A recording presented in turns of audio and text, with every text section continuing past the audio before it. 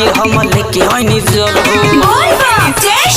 घर के बगल में बाटे ओकर घर हो, ओकरे खातिर हम लेके आइनी जल हो।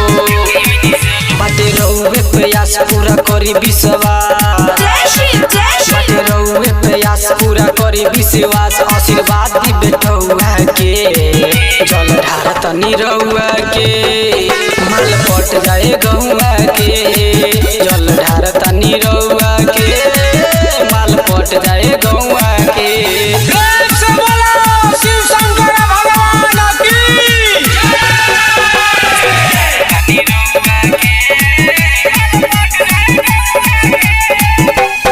संजन साजन करेले गुहार हो, राइटर विशाल संगे बहामार हो। संजन साजन करेले गुहार हो, राइटर विशालवा संगे बहामार हो।